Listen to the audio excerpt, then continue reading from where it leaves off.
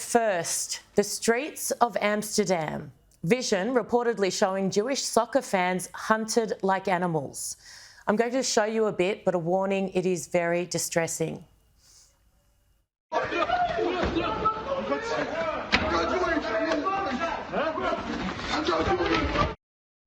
Now, Dutch authorities say 10 Israelis were injured and they have lost contact with others. If you scroll through social media, there's lots of people looking for their family members. It's awful. The Israeli government says it's sending aeroplanes to rescue its people. Prime Minister Benjamin Netanyahu is understandably said to be horrified. The Israeli National Security Council is telling Israelis and Jews to lock themselves, yes, in their hotel rooms, avoid the streets, and not to wear anything that might show people who they are. Just going to go off script here for a second. You know the thing I actually wanted to say at the top of the show this week? I wanted to look down the barrel of this camera and say to every Jewish person watching, every Israeli person, to be proud, to walk around, tell people they're Jewish, to wear their stars, to show their faith, to be proud, not to hide it. And then I see this and I think, I can't say that.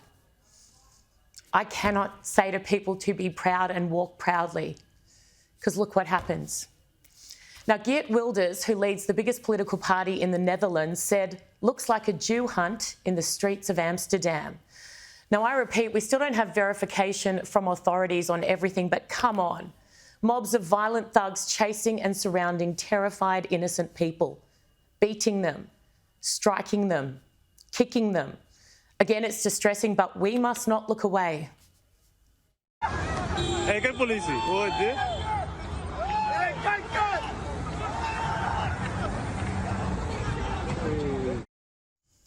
Lynch mobs on the streets of Europe in 2024. Videos of people screaming, "I'm not Jewish," hoping to be spared.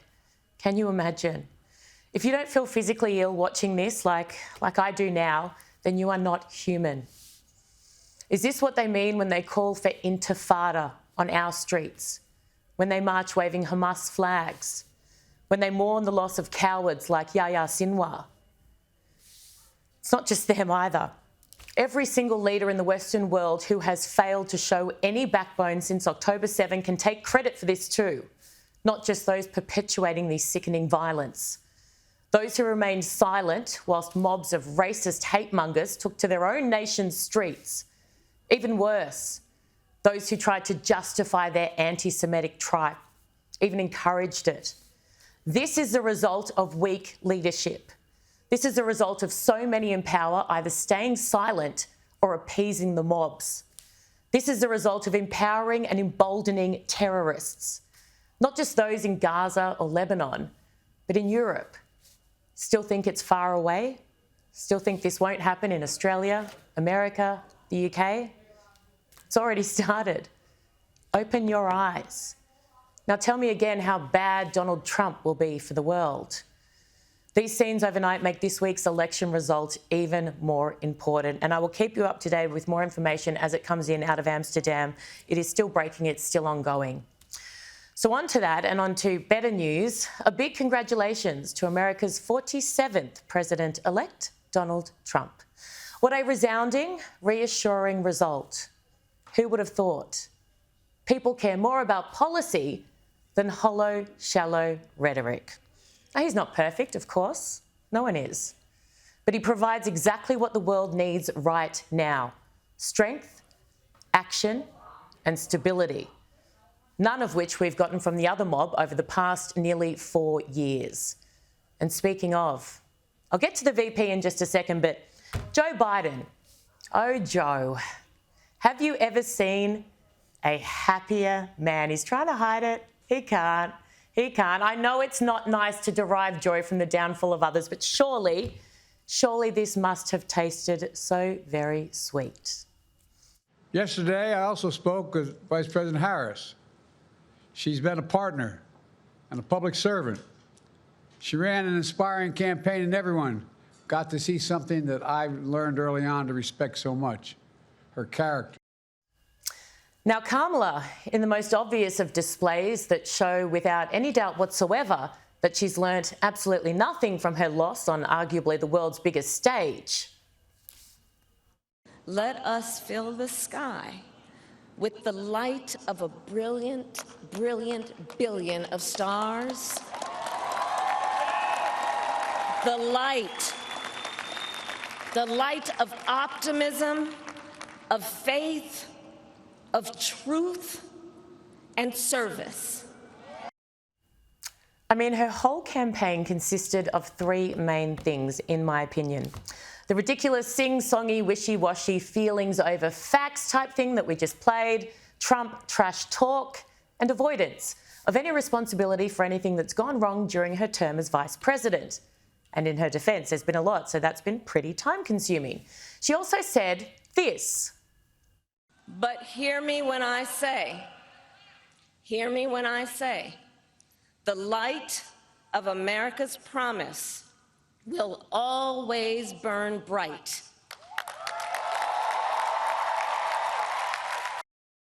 Again, and I don't like to, I'm not trying to be mean, but what does that even mean?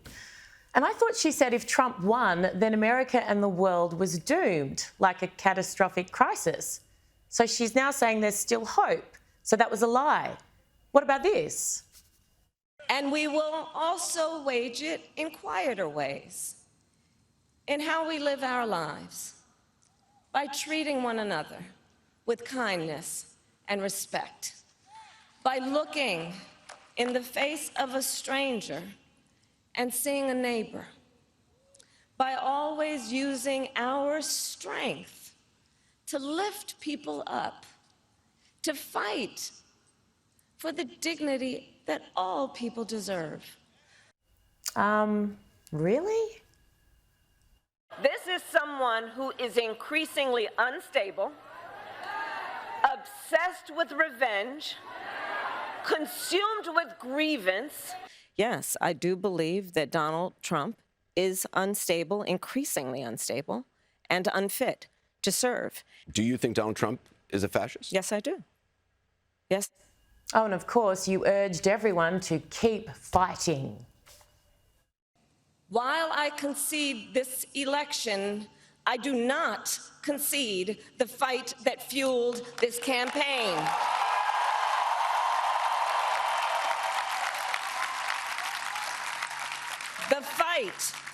The fight for freedom, for opportunity, for fairness, and the dignity of all people. A fight for the ideals at the heart of our nation, the ideals that reflect America at our best. Again, the ideals were wholeheartedly rejected by the majority of your country. Instead of urging people to keep fighting for them, maybe reflect on why people didn't vote for them. And speaking of, weren't the mainstream media distraught? There were appeals to racism in this campaign, and there is racial bias in this country, and there is sexism in this country. And anybody who thinks that that did not in any way impact on the outcome of this race is wrong. And on that Good Morning Joe or whatever that show is, they were saying, everyone's a misogynist, men hate women. No, they aren't. No, they don't. And how insulting. She didn't lose because she was a woman. No wonder, by the way, she clearly hasn't done any self-reflection. She's been told she lost for reasons out of her control. She lost because she stood for nothing. She spoke out of both sides of her mouth. The duplicitous use of two commercials playing to two audiences, a prime example of that. What has happened in Gaza over the past 9 months is devastating. We cannot allow ourselves to become numb to the suffering, and I will not be silent. I will always stand up for Israel's right to defend itself, and I will always ensure Israel has the ability to defend itself.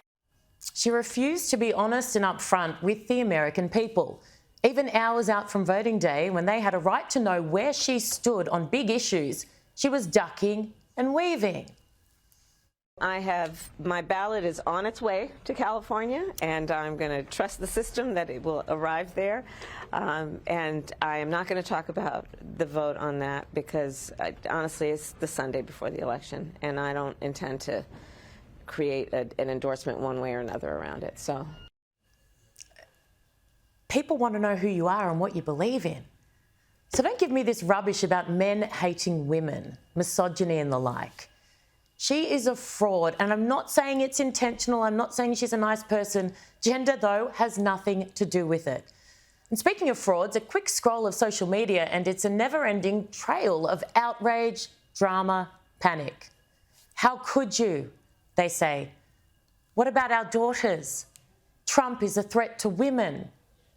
All the usual types, you know who I mean.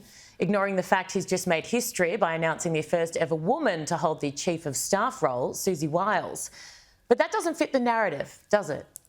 Hollywood celebrities, woke lefties and fake feminists, all lamenting the fact their fellow citizens put this apparent beast in power. Worried about women, are you? Women's rights.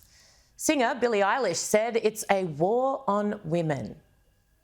Really, Billie? I'll tell you in 10 seconds or less what an actual war on women is. October 7, terrorists raped and slaughtered hundreds of them. You think you are facing that kind of threat? No, of course not. What about women in Iran? What about women in Afghanistan? Rape, suicide and starvation in Sudan. Now, not that anyone takes any of these types that seriously anyways, but they'd be far more likely to if they weren't so desperately hypocritical. Standing up for women can't be selective to suit your narrative. You're either all in or you are not who you say you are. P.S. It's the latter. So to all the stars who have threatened to leave America now that Trump is Commander-in-Chief again, firstly, how pathetic. Seriously, use your voices for good.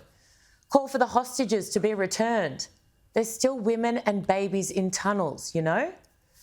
Now, it's highly unlikely any of you will actually go anywhere, but if you do, maybe try moving to countries that are under the rule of the regimes you seem so passionate about lately.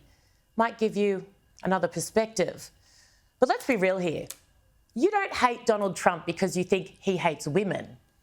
You hate Donald Trump because he doesn't care who you are, whether you can sing well or act or dance. He takes his cues from the real American people. Everyday citizens, the same people who have stopped buying your tickets and watching your movies, and it drives you crazy. Of course you prefer the Democrats. They suck up to you and reassure you of your overindulgent sense of self-importance, which, by the way, must have taken a hefty knock over the past week or so. Some pretty big names told Americans what to do at the ballot box, and they said, "Nah, no thanks, not today, sunshine." Our own Greens leader, Adam Bant, took to X to react to Trump's win. He said, "This is a pretty terrifying outcome for many of us. My heart is with every person in the US and around the world who feels justifiable terror tonight." Terror. You have got to be kidding. Your party has handled the aftermath of real terror last year appallingly. Your own member of parliament could not even condemn Hamas on live TV. Does Hamas need to be dismantled? The Palestinians need to decide where they want to go. So if they choose Hamas, that's okay? What can I say? Should it be dismantled? Hamas is an organisation that exists in the region. Surely you're able to say whether you'd like to see them gone. I mean, it's not up to me. Vanity Fair joined in on the scare campaign. This cover, of course, we all knew it was coming. And a note from the editor to boot, which said, "These are sobering times. We are all too aware that President-elect Donald Trump holds our profession in contempt." Of course, why wouldn't he? Given widespread public concern that media outlets may be tempted to modulate coverage to placate the incoming administration, I want to reassure our readers that we have no intention of changing. Definitely not the way we approach our mission. We believe in a fearless and independent press. We do not shy away from a tough story. Tough story, hey? A quick scroll through your latest headlines tells a very different story. Not too much tough about playing a Bond villain, the 30 best Halloween movies, and the plot twist in a series I've never heard of. Your last few headlines. I'm sure it's great though. Thank goodness you reassured your audience that the evil Trump regime won't influence your coverage of important issues. In fact, here's one for you. I'm sure you'll paint this as powerful resistance. thugs outside a synagogue.